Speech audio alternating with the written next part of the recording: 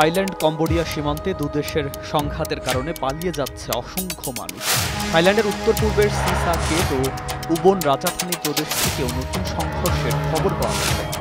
স্থানীয় বাসিন্দারা আতঙ্কে এলাকা ছাড়ছেন।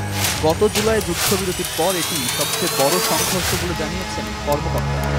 নতুন এবং ফিরে আসা গ্রাহকদের জন্য নগদে চলছে ক্যাশব্যাক সহ প্রতিদিন হাজারো উপহার জেতার সুযোগ। হবে আশা আর ফেরা, সারপ্রাইজ সেরা। থাইল্যান্ড ও কম্বোডিয়ার সীমান্তে আবারও সংঘর্ষ শুরু হয়েছে। ফলে সীমান্ত এলাকার হাজারো মানুষ নিরাপত্তার জন্য সেখান থেকে সরে যেতে শুরু করেছে। এদিকে সংঘর্ষের জন্য দুদেশের সেনাবাহিনী একে অপরকে দায়ী করছে। থাই সামরিক বাহিনীর একজন মুখপাত্র জানিয়েছেন, বিরোধপূর্ণ সীমান্ত এলাকায় গোলাগুলির সময় একজন থাই সেনা নিহত হয়। এরপর থাই বিমান বাহিনী কম্বোডিয়ার সামরিক অবস্থানে বোমা হামলা চালায়।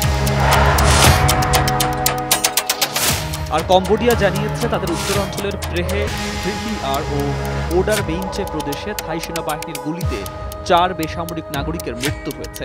এতে এসব এলাকায় উত্তেজনা আরও বাড়ছে। মালয়েশিয়ার প্রধানমন্ত্রী আনোয়ার ইব্রাহিম জানিয়েছেন, দুদেশের মধ্যে এই উত্তেজনা বাড়লে বহু বছরের পুরনো সম্পর্ক আবারও অস্থির হয়ে পড়তে পারে।